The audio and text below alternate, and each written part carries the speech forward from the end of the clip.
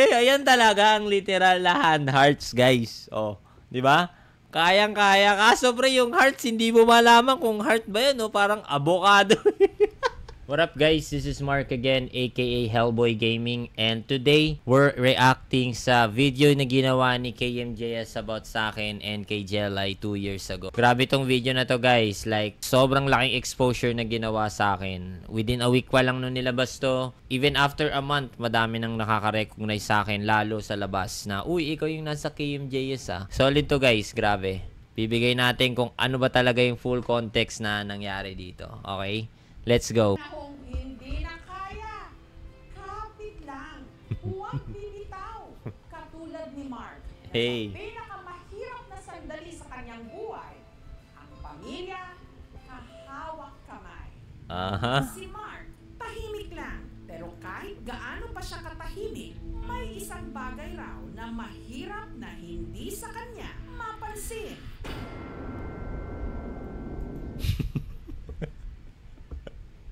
Grabe yung background music na ginamit ng KMJS eh, no? Parang ginawa kong horror character ni, ni Madam Jessica dito. Pakinggan nyo guys.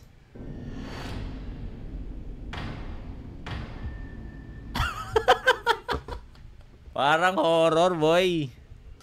Play na ulit natin. Pero pogi din. Gandang lalaki rin talaga eh, no? Talagang pumapalag din talaga. Kanya kasing mga daliri. Matataba, malalaki. Ang hinlalaki sa kanyang kanang kamay, halos kumurba na. Ang kanyang kaliwang kamay naman, hindi hamak na mas malaki at lumobo na hanggang sa kanyang braso.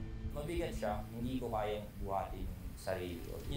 Parang parang ang OA ng hindi ko kayang buhatin. I mean, nabubuhat ko siya. Nakat kasi so hindi na gets yung full context. Pero ine-explain ko dyan na mabigat yung kamay ko. Kasi right now, almost 6 kilos na siya eh. So, nabubuhat ko siya. Hindi ko lang masyadong pinapakita sa ibang tao na nabibigatan ako. Kasi nga, sanay na ako. Kailan na hindi nag-i-stretch, hindi siya kakasya sa akin. Kanya, eto, nag-i-stretch siya mismo. Pag nag-i-stretch kasi siya, madali ko na papasok yung kamay ko. Yan. So, madami nagtatanong kung paano ako magsuot ng damit. So, iyan lang yung sagot dyan, guys. Pag stretchable yung manggas yung tawag dito, guys, diba? Mas madali ko siyang masuot. May mga damit na hindi ganun ka-stretchable. So, medyo matagal kong suotin. Gagawa na lang ako ng ibang video kung paano ko sinusuot, kung paano ko dinidiskartehan pagsuot ng damit. Pero anyway, syempre, number 1 choice natin sa clothing, God and Love. Check out nyo sila guys, godandlove.store. Let's go. Nahihirapan ako sa choices ng mga susutin ko. Actually, minsan wala na akong mahanap. Sa kabila ng lahat ng ito, ramdam pa rin daw ni Mark ang kamay ng pagpapala. Never talaga. Tama yun guys. We trust in God. Bakit ganito? Pina-feel din sa akin ng family ko na parang normal lang. Hindi ako nabubuli. Pag may mga gathering, parang wala lang. Kaya sabi ko na kaya ko namang gawin lahat ng kung anong kailangan gawin. Gusto kong pakita sa kanila na kahit High school ganito yung days. kamay ko, komportable ako sa sarili ko. Gayunman, maraming mga bagay ang wala na raw sa kanyang kamay ang kontrol. Hey! Mabigat siya sa totoo lang. Kala- Wala ako, mabilis ako mapagod. Ayun yung driver namin guys eh. Sa akin yung mga attention nila. Pinabantay. Yung tao, nagtatanong sila kung nakagat ka ba ng ano. Sinahalintulad ako sa mga ibang characters na parang manahing gamay. Nawawalan ako ng lakas ng loob. Hirap din daw siya sa ilang mga gawaing bahay. Mahilig ako mag-DIY. Kanyari, mga DIYings. Siyempre, humihingi pa ako ng tulong. Kung i-compare sa normal, nagte-take time ako para kumilos. Higit sa lahat dahil sa kanyang kondisyon, nagkaroon din daw siya ng mga agam-agam. Ayun talaga yung iniisip ko. Kaka-girlfriend pa kaya ako? Pag alam kong hindi nila ako gusto, hindi na nila ako kakausapin. Bibigay pa rin ng love letter, nagre-reply pa rin sila sa akin. Yung Grabe naman yan. Parang kawawa naman ako sa sinato. Hindi naman ako umabot sa punto na nagbibigay ako ng flowers tapos hindi ako papansinin guys. Well, for ano, 'di ba? For TV, pero okay din. Kausap na kami ng face-to-face. Wala akong lakas ng loob nun. Pero na-realize ko, hindi naman talaga yung kamay ko yung problema. Yung confidence ko lang yung problema. Tama. Kaya ang kanyang oras at atensyon It's all about the confidence, brother. 'Di ba? Hindi lang sa may mga diferensya sa katawan, pero yung ibang walang kumpiyansa sa sarili. Yung confidence naman kasi, hindi naman talaga since day one meron kanyan eh. Kumbaga binibuild up mo yan sa sarili mo. Just trust in you. Huwag lang maging masyadong hambog, guys. Pero trust in you. 'Di ba? Tiwala ka lang sa sarili mo. ibinaling na lang niya sa negosyo. Nagtayo si Mark ng sariling clothing business na ang ilan nilang mga damit, siya pa ang modelo. Focus ako sa sarili ko na kailangan kong i-improve at kailangan kong maging successful kasi nga madami akong God and love that store, Ang guys. negosyo niyang ito, naging daan din para makadaupang palad ang isang espesyal na babae. Hey, Si Mama Jelay. sobrang nagagandaan ako sa kanya. Nag-react ako sa kanya doon sa story niya. Masaya, pag ibig sabihin, interesado rin siya. Lakas makapogi points daw talaga. Ma-acting din talaga eh, no? Pwede rin bang acting to, boy? Sa mukha. No? So, hindi Okay ko din ang na mga napansin. actingan. Hanggang may napansin siyang kakaiba. Ba't thinking kamay niya? Sabi ko, ano ba ito? In-edit niya ba ito? Ang hindi alam noon ni Jelay, si Mark may kondisyon na Dati guys, sa mga bata pa ako, unang mga video or photos na ina-upload ko, madalas nakatago yung kamay, mukha lang. Pero habang tumagal guys, in-embrace ko na rin siya eh. Nilalabas ko na rin talaga yung kamay ko pag meron akong bagong profile picture. Kumbaga, yun na yun eh. Wala din mangyayari pag tinatago mo kasi mas lalo ka lang mahihirapan. Pag nagkita na kayo sa personal, di ba? Parang lalo ka lang maiilang kung paano i-introduce yung sarili mo. macrodactyly. Macrodactyly. Is a rare condition. The overgrowth ng soft tissue or Rare condition, guys. Sabi ko nga sa inyo, parang Pokemon to, guys. Rare to. Mala legendary. can be vascular. Pwede ma-reduce yung size ng kamay, pero parang mag-function. Pero maging normal na katulad ng normal na tao, hindi po. Yung mga treatment options such as surgery. Either mapapagamot ako, pero hindi siya like magiging normal. Or kung hindi man mag-succeed, baka hindi ko na siya magamit. Isa sa rason ba't ko siya Facts. nagustuhan kasi never niyang bin-bring up yun. Hindi ko talaga siya tinigilan nun. Inaya ko agad siyang lumabas. Hey! Hindi na siya medyo nahihiya na ako. Mabilisan ang galawan ni Idol. Hello ko, big hands. Pag lumalabas kami, wala akong pakila. Pag may nagtanong, tagutig ko lang. Basta Gumaganda ang paligid. Music video. Ay puno ng pag-ibig. Hey. Alam nyo na guys ha. Pag gusto nyo ng music video, gaganapan ko yan.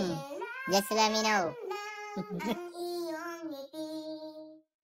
Gusto nyo mag-organize kayo. Ako tinitingnan ko lang, sabi ko, hawakin ko lang.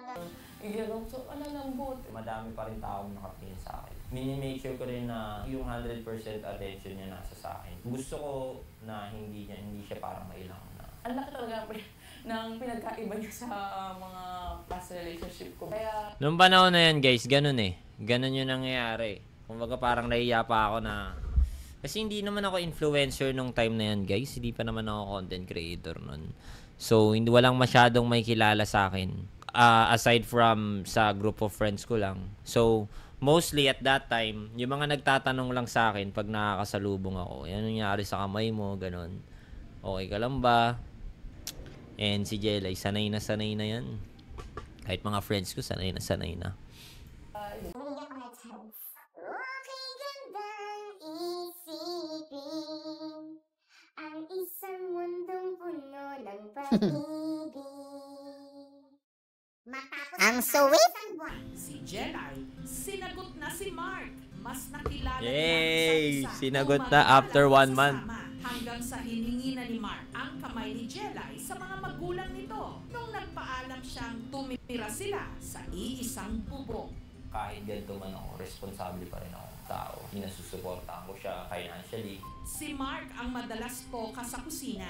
Pag mag-slice, kaya ko naman siya. Kaso kasi medyo hassle lang. Hindi naman ako nasusugat. Ganap sa pagluluto, guys, eh, no? Maling lang naman yung niluluto. Piprituin mo lang yan, boy, eh.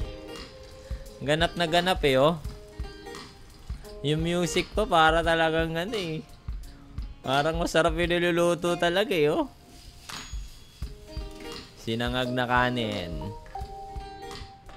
Pero Op. hindi naman din nakaalalay sa kanya si Jelay.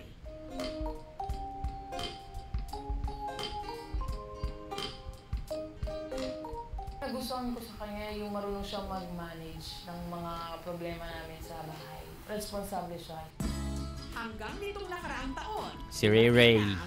Ang aking panganay. ang bunga ng kanilang pagmamahal. Ang aking baby girl. Catherine Ray. Every day na nagigising ako, nakikita ko sila. Lagi lang ako nagtitake. Sino ba kamukha, guys? Every time na nakikita ko sila. Kaya sobrang thankful lang din talaga ako.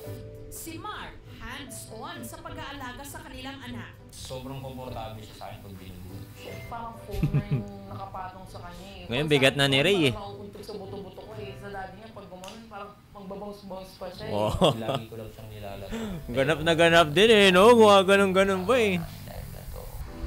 Ngunit may mga bagay pa rin daw si Mark na hirap siyang gawin. Hindi ko siya kayang paliguan. Mahirap sa hands ko kasi di siya parang nalilinisan ng compared sa linis niya. Pre, minsan tinatamad lang talaga akong paliguan si Ray. Ganun minsan yung ano ko eh. Dahilan ko lang. Kunwari, di ko kaya, nahirapan ako. Minsan tinatamad lang talaga ako.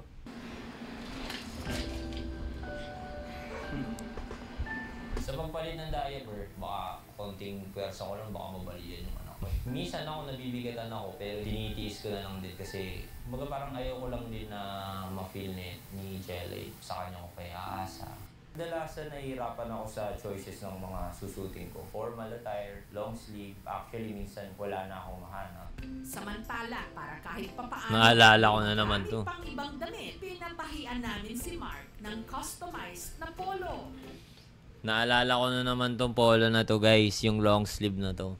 Nilook forward ko to ng panahon na yun eh. Kaso nung pagkagawa nila, hindi pa rin kasya boy. Hindi pa rin nagawa ng paraan. Panis na panis sa mananahi ko ngayon. Kasi mananahi ko ngayon, nagagawa yung mga gusto kong mangyari sa mga jacket, sa mga long sleeve. Etong ang ano na to guys, etong long sleeve na to, hindi ko na alam kung nasaan. Kasi binalik kay sa Jessica suot. Tas wala na, hindi na binalik sa akin. Thank you.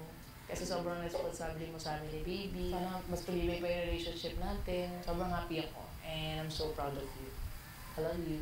Araw kong minimake sure na kumukonti yung work sa tubig. At hindi ka lang maging masaya. Sino mo masaya ka? Masaya no? Tsaka masaya si Ray. Ang sweet! Ang kulit eh.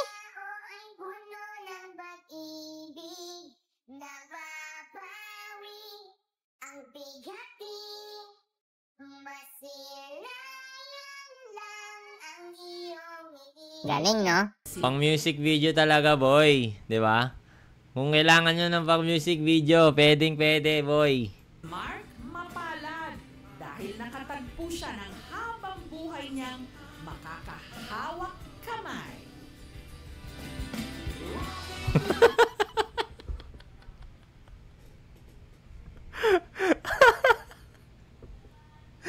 Naalala ko to, grabe. Ayan talaga ang literal na hand hearts, guys. Oh, 'di ba? Kala nyo hindi ko kayang mag-hearts. Ayan oh. Oh, kayang-kaya. Kaso pre, yung hearts, hindi mo malaman kung heart ba yan, oh. Parang avocado.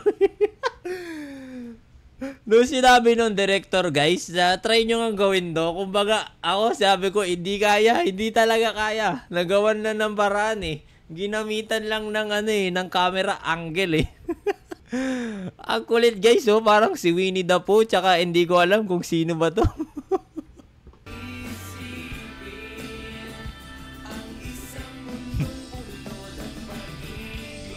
Yes. Ang sweet, no? Thank you so much. Grabe, no mga panahon na yan, men. Sobrang pagod na pagod. Kasi 2 araw namin sinut yan eh. Pero sobrang solid ng experience na nagawa ko dyan. Sobrang bait nung team ng KMJS. Thank you so much. And ayun lang guys. Sana natuwa kayo sa reaction video natin. Meron kayong bagong natutunan about sa akin, sa mga supporters ko dyan. Thank you so much. And yeah, see you all next time. Bye guys.